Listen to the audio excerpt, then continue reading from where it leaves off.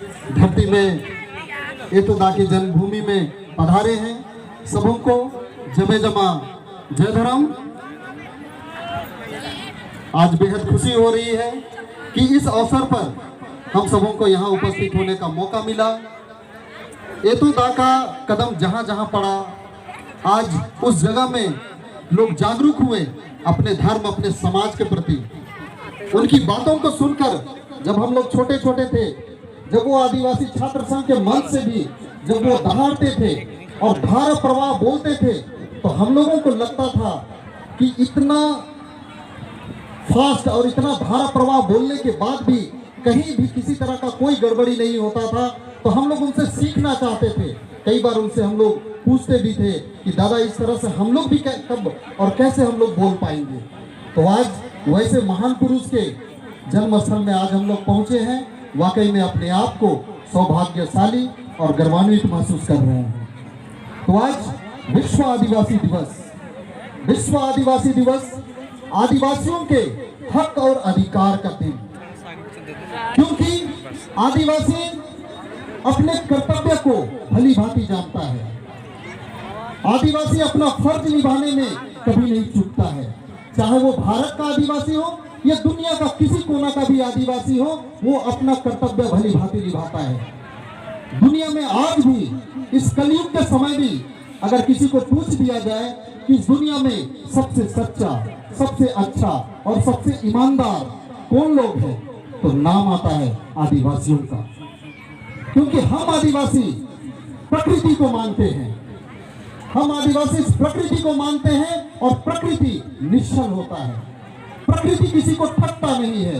प्रकृति में कोई बनावटी और कोई कृत्रिम चीज नहीं होता है, बल्कि वो साक्षात जैसा है वैसा ही रहता है।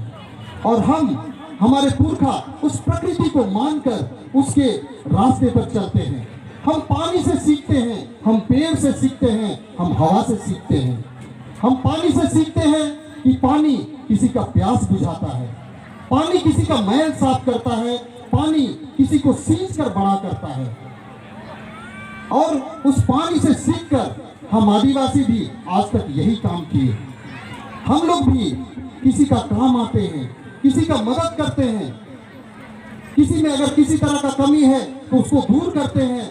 किसी को आगे बढ़ना है तो उसको हम लोग मदद के माध्यम से हम लोग मदद करके आगे बढ़ाते हैं।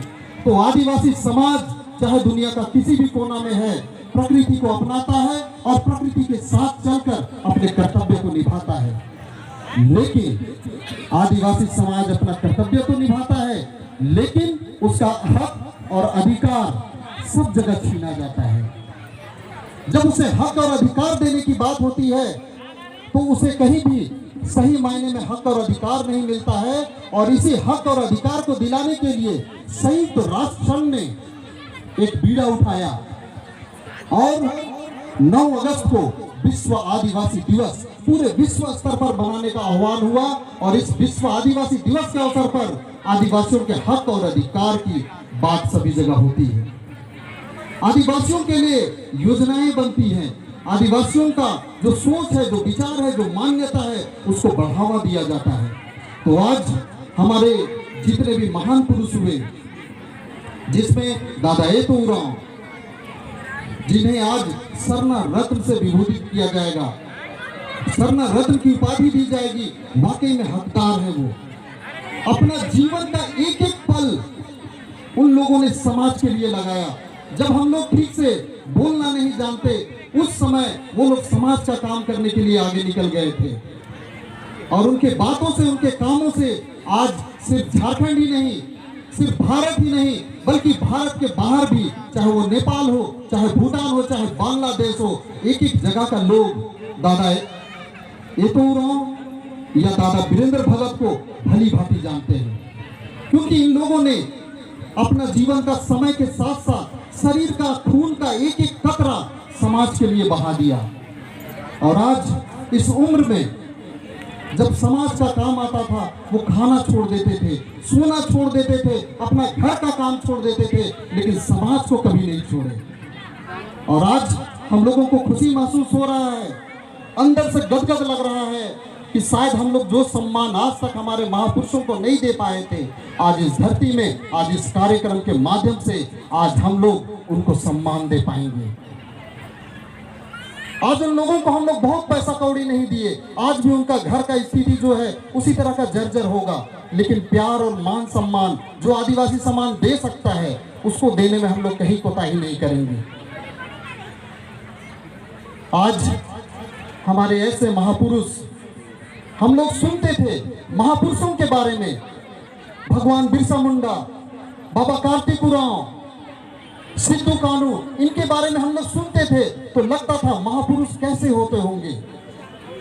लेकिन आज हम लोग यहाँ उपस्थित जितने लोग हैं, हम लोग सौभाग्यशाली हैं, क्योंकि हम लोग भी अपना जीवन का कुछ पल, चाहे थोड़ा या ज्यादा, दादा एतो उरांव और दादा वीरेंद्र भगत के साथ हम लोग गुजार पाए, हम लोग उनको देख पाए, हम लोग उनकी बातों को सुन पाए और उनके रास्ते में हम लोग चल पाए। हम लोग भी अपने आप को सौभाग्यशाली महसूस करते हैं। और निश्चित रूप से कल के दिन इस कार्यक्रम के माध्यम से प्रेरित होकर आज यहाँ जितने भी लोग उपस्थित हैं, शायद इसी में से कोई दादा एतो उरांव की तरह आगे सामाजिक काम में आगे आएंगे, कोई दादा वीरेंद्र भगत की तरह वो लोग भी समाज में आगे आएंगे। तो इस तरह का कार्यक्रम लगातार होना चाहिए, ताकि जितने भी धार्मिक सामाजिक काम कर रहे हैं, जो अपने घर परिवार, अपना सुख सुविधा सारा कुछ छोड़ के समाज के लिए वो लोग चिंतित रहते हैं, कम से कम हम लोग उनको इस तरह का मान सम्मान दे पाए। और हम लोगों को जिंदगी का सही मतलब समझना होगा, क्योंकि आज हमारे समाज में भी बहुत सारे पढ़े लिखे लोग होंगे, बहुत सारे लखपति और करोड़पति भी होंगे, यहाँ तक कि अरबपति भी होंगे। लेकिन याद रहे कि कभी भी हमारे समाज ने कभी भी अरबपति या करोड़पति को नहीं पूजा। जिन्होंने धर्म और समाज का काम किया, आज हम उसे ही याद करते हैं। भगवान बिरसा मुंडा, वो पढ़े लिखे नहीं थे, उनके पास करोड़ों नहीं था, लेकिन उन्होंने अपने धर्म और समाज के लिए अपना जीवन लगाया। इसलिए आज वो भले शरीर से मरे हैं, उनका आत्मा और उनका सोच, उनका विचार आज भी जिंदा है। मात्र 25 साल वो इस दुनिया में शारीरिक रूप से जीवित रहे, लेकिन आज उनके मरने के बाद भी आज सिर्फ भारत ही नहीं, विदेशों में भी उनको याद किया जाता है। तो आज हम लोगों को जानने की जरूरत है, बाबा कार्तिक उरांव को उनकी जो डिग्रियां हैं उनकी वजह से हम लोग याद नहीं करते हैं, बल्कि उन डिग्रियों के साथ साथ वो समाज को दिशा देने का काम किए, समाज को व्यवस्थित किए, इसलिए हम लोग उनको याद करते हैं। यदि उनका उतना डिग्री होता और वो धर्म और समाज का काम किए नहीं होते, तो शायद हम लोग उनको भी नहीं याद कर पाते, वो आज महान पुरुष, महान आत्मा नहीं कहला पाते। तो इसलिए हमारा जिंदगी जो है, हम लोग इस दुनिया में आए हैं, हम लोगों का जाना निश्चित है, चाहे पहले जाए या बाद में जाए, कोई थोड़ा जल्दी जाएगा, कोई बाद में जाएगा, लेकिन जाना तो निश्चित है। हमारा मरना तो निश्चित है, लेकिन अगर हम धर्म और समाज का काम करते हैं तो ये भी निश्चित है कि हम फिर कभी नहीं मरेंगे, हम लोग अमर हो जाएंगे। कितना जिया ये मायने नहीं रखता है। जीने वाले तो 100 साल तक भी जीते हैं, 150 साल तक भी जीते हैं, तो कितना जिया ये मायने नहीं रखता है, मायने ये रखता है कि कैसे जिया, जीने का उद्देश्य क्या था। भगवान बिरसा मुंडा मात्र 25 साल जिए, लेकिन वो कैसे जिए ये मायने रखता है, कितना जिया ये मायने नहीं रखता है। तो आज हम लोगों को, जितने लोग यहाँ उपस्थित हैं, हम लोग आज दादा एतो उरांव और दादा वीरेंद्र भगत से हम लोगों को प्रेरणा लेने की जरूरत है कि हमारा भी जीवन का एक एक पल ऐसा हो कि हमारे ना रहने के बाद भी उन पलों को हमारे धर्म, हमारे समाज और देश दुनिया का लोग याद करें। आज संकल्प लेने की जरूरत है, आज प्रण लेने की जरूरत है, और कल के दिन में हमारे दादा एतो उरांव और वीरेंद्र भगत की आत्मा को निश्चित रूप से शांति मिलेगी, जब यहाँ का उपस्थित एक एक लोग उनके जैसा अगुआ के रूप में आगे बढ़ेंगे। यही तो उनका सपना था, इसीलिए तो वो लोग दिन रात जागकर गांव, घर, पहाड़, जंगल, दिन रात कुछ नहीं समझे और अपना जीवन लगाए। किस लिए? यही सपना देखकर। आज अगर हम लोग इस रास्ते और उनका उद्देश्य को अगर समझ लिए, निश्चित रूप से उनके आत्मा को शांति मिलेगी और हमारा जीवन भी सफल हो जाएगा। हम लोग इस शरीर से जरूर मरेंगे, लेकिन आत्मा से हम लोग अमर हो जाएंगे। तो आज ऐसे महान पुरुष को जो सम्मान दिया जा रहा है, सरना रत्न, जिसके वो भागी हैं, जिसके वे हकदार हैं, आज समाज ने और राजीपाड़ा सरना प्रार्थना सभा ने बहुत बड़े सोच के तहत इस काम को किया है। इसके लिए हम तमाम जितने भी संगठन है, राजीपाड़ा सरना प्रार्थना सभा, आदिवासी छात्र संघ, केंद्रीय सरना समिति, आदिवासी संयुक्त मोर्चा और जितने भी संगठन हैं, सबों को तहे दिल से धन्यवाद देना चाहेंगे और चाहेंगे कि इस तरह का कार्यक्रम लगातार हो, बार बार हो। आज इस धरती में आकर अपने आप को धन्य महसूस कर रहे हैं। एक बार हम लोग चाहेंगे कि हमारे दोनों दादा के नाम से हम लोग नारा लगाएं, उसके आवाज को बुलंद करें और मुंह से आवाज निकले और दिल में उनका दीपक हम लोग जला पाएं।